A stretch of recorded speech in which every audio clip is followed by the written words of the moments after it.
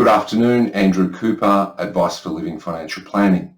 It's about 3:30 on Friday afternoon, the 6th of May. It hasn't been a great day for the share market, but on the other hand, there's been plenty worse. The share market is down about 2 and a bit percent. On the day, it basically started the day 2.5% down, and it's been running along with some slight ups and downs, but not much, and it's been basically steady at that level.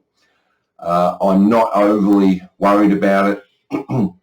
The share market is just following what was happening in the US yesterday, except that their market fell more than ours did. Again, as I've said to a number of you in review meetings and in conversations, the culprit for this is the US Reserve Bank, what they call their Federal Reserve. They have finally agreed to move on interest rates. They should have done it last year. The trouble with it, it's a little bit political.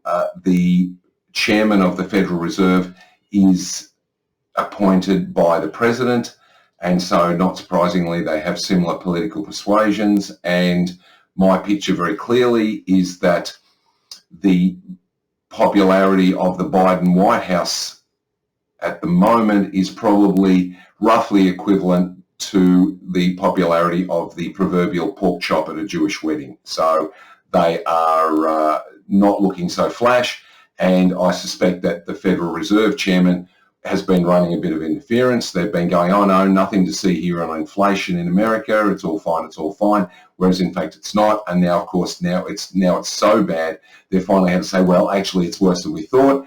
And the trouble they've got is that they should have moved on interest rates last year, and they didn't. They could have moved last sort of September, October at about 0.25%, but they didn't. They've held off, and now they've waited so long, and inflation is running so hard in America that they're going to have to go 0.5%, and that's going to have quite a dramatic impact.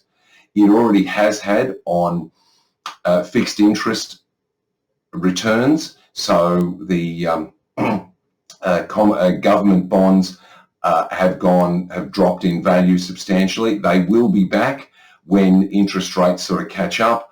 And in addition to that, the share market in January had a bit of a fall, but over the course of the year, it's still done quite well. So in terms of this drop that we're seeing today, as I said, I'm not worried because it's a sort of a shock horror response to what happened in the US, and the US was a similar response to, oh wow, they've moved on interest rates at last. Well, it was bound to happen. So what I suspect will happen is over the next week or so, at least most, or if not all, of that drop will be recovered, and the share market will continue on its merry way, well in excess of 7,000 points here in Australia. So from that point of view, really no concern. I'm certainly not worried about it. In fact, we did some share purchases today, so I'm not the least bit worried. So that's basic. Other than that, markets are just burbling along, and there's really not a lot to say. As I did mention earlier, the fixed interest, that has been a concern, and again, it's because of the Federal Reserve waiting too long and now going too hard on rates, which is historically what they've always done. They wait too long, and then they have to go harder than they should. Our Reserve Bank here in Australia, on the other hand, tends to be generally a little bit better because they are more independent. I'm sure the current federal government probably wishes they were a little more partisan at the moment, in which case they probably wouldn't have made a move on interest rates in the middle of an election campaign. But of course, that is the thing. They're a pretty independent organisation, and so if it needs an interest rate increase, it needs an interest rate increase. As for ours, 25 basis points or 0.25%, it's not really going to make a huge difference, I don't think. If they gradually move more and more, we'll start to see an impact, but they're obviously looking to put a little bit of pressure on inflation and home prices and things like that. So again, I'm not worried. It's part of the normal cycle. We haven't had an interest rate increase for something like 10 or 11 years. And so it's it's not a big deal. I'm not the least bit worried about it. The second issue I wanted to touch on, now most of you will know this already, but there are some of you getting this video who won't have been aware of that, and that is that over the next 6 months, Alison and I are going to be retiring. We have arranged to merge our business with another company. That company is McLean Delmo Bentleys. They have quite a large accounting practice, but their financial planning business, which operates quite separately, is smaller and much more niche. They have a couple more. They've got 3 advisors, but again, that's not a huge organisation.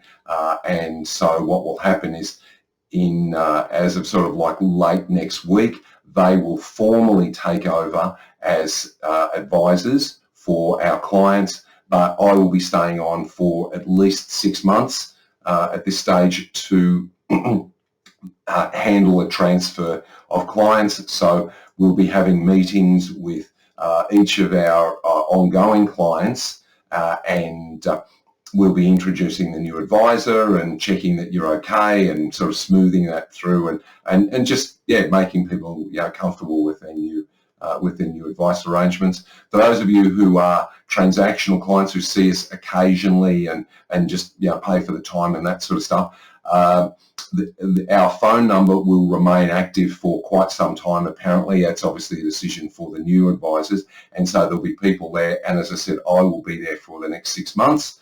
If you're wanting to catch up and give us a call, and I'll be happy to sit with you. I will still be registered as a financial advisor for the next 6 months at least, and so you can, if you have a need for anything, please give us a call.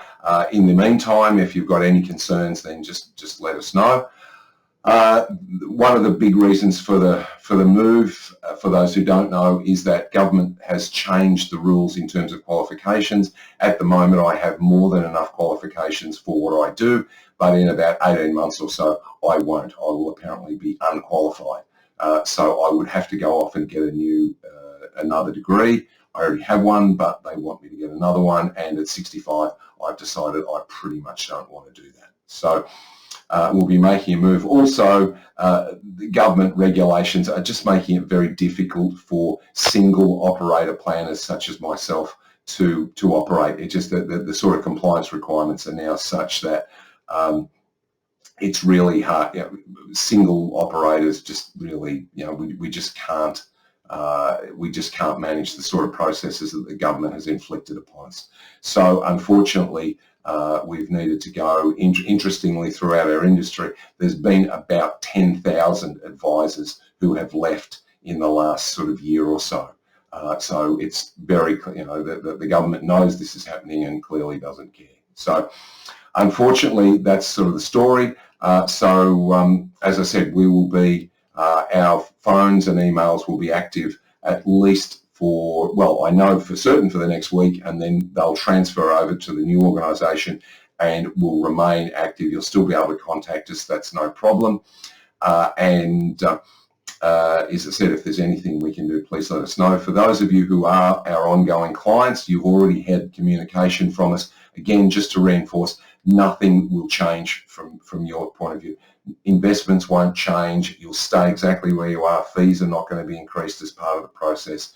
It's just nothing will change, except that when you look at if you do have products with us, either insurance or investments or super, then in a few weeks, if you looked at a report, you would see under the advisor name there will be a different name.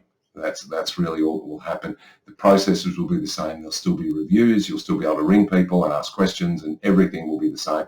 And as I said, I'll be there for the next 6 months. So that's about it. As I said, I'm not worried about the share market. It's a drop, but there's been plenty worse, and it's really not a big deal. So just move on, hold. Don't sell. With the drops, you only lose if you sell. So that's about it from me. Again, any issues, any concerns, anything at all, do please give us a call or send us an email, and we'll be happy to respond. Otherwise, have a great weekend. Bye.